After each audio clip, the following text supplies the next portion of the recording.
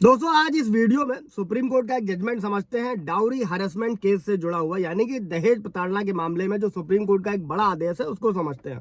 दोस्तों जय हिंद, नमस्कार। मैं एडवोकेट आशीष मिश्रा। लाइक कर दीजिएगा, शेयर कर दीजिएगा, सब्सक्राइब कर दीजिएगा ताकि इन्फॉर्मेशन और लोगों को मिल सके। दोस्तों इस जजमेंट से रिलेटेड अगर किसी तरीके का मैट्रिमोनियल डिस्प्यूट है, डाइवोर्स का केस है, 498 है, डाउरी केस है, तो ये आपके काम आने वाला है। दोस्तों कोई क्वेरी होगी, सवाल जवाब होगा तो कमेंट में पूछेगा।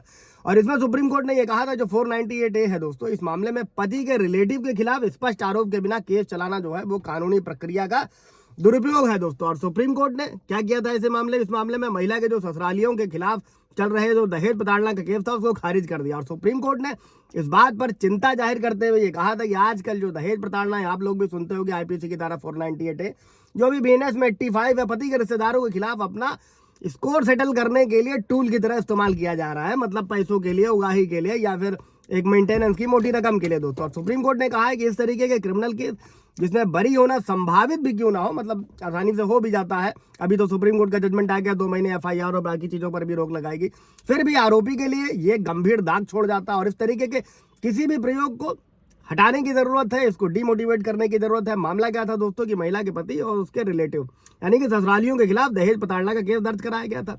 एफआईआर हुई, कानूनी कार्रवाई को खारिज करने के लिए पति और उसके रिश्तेदारों ने पटना हाई कोर्ट में अर्जी दाखिल करी थी और हाई कोर्ट ने अर्जी खारिज कर दी, जिसके बाद सुप्रीम कोर्ट में पति के रिश्तेदार पहुंचे, यानी कि महिला के ससुरालियों ने अर्जी दाखिल कर जो है क्रिमिनल केस जो है वो खारिज करने की गुहार लगाई। और याचिका में कहा गया कि उन्हें प्रताड़ित करने के लिए ये केस दर्ज किया गया। वहीं महिला का क्या आरोप था कि उसे दहेज के लिए मानसिक और शारीरिक तौर पर प्रताड़ित किया गया। और सुप्रीम कोर्ट का इस मामले को देखते हुए ये कहा था, ये सवाल था कि क्या पति के रिश्तेदारों यानी कि महिला के ससुरालियों के खिलाफ सिर्फ जनरल और सिर्फ मतलब बिना स्पष्ट आरोप जो है उसको खारिज किया जाना कि चाहिए कि नहीं चाहिए।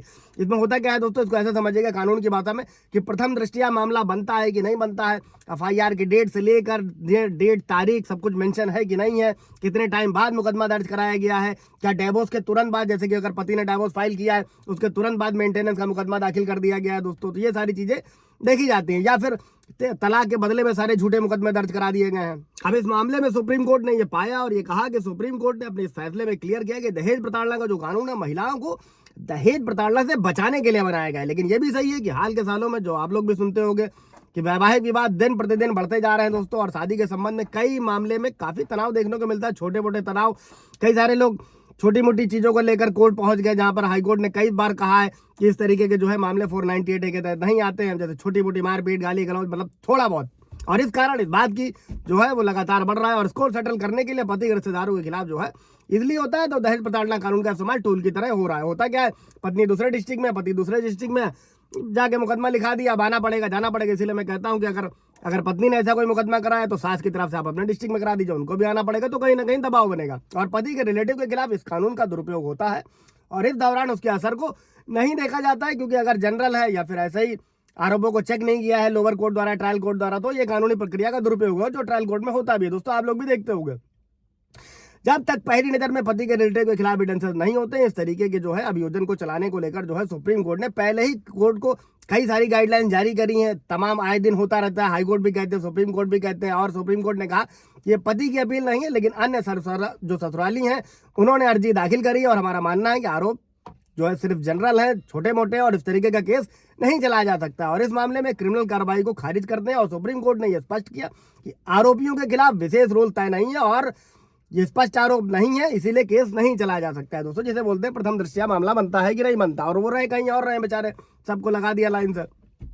फिलहाल अब तो बहुत सुधार है, बशर्ते कि कई सारी जगह ऐसे भी हैं, कई सारे डिस्ट्रिक्ट ऐसे हैं, कई सारे कोर्ट ऐसे हैं जहां पर अभी भी लोग पीड़ित हो रहे हैं। इसीलिए मैं कहता हूं अगर आप ऐसे कहीं पीड़ित हो रहे हैं तो आप हाई कोर्ट का रुख कर सकते हैं, रिट पिटीशन लगा सकते हैं, एफआईआर में भी जा सकते हैं। एफआईआर दर्ज हो गई तो आप क्वेश्चन में 528 के तहत भी जा सकते हैं दोस्तों, अगर चार्जशीट फाइल हो गई है, ये सारी चीजें। और अगर सालों साल मुकदमा खींच रहा है तब भी आप रिट पिटीशन लगा सकते हैं कि इस मुकदमे को जल्द से जल्द खत्म किया जाए। जो भी है, कोई सवाल जवाब होगा तो कमेंट में पूछेगा। Thank you.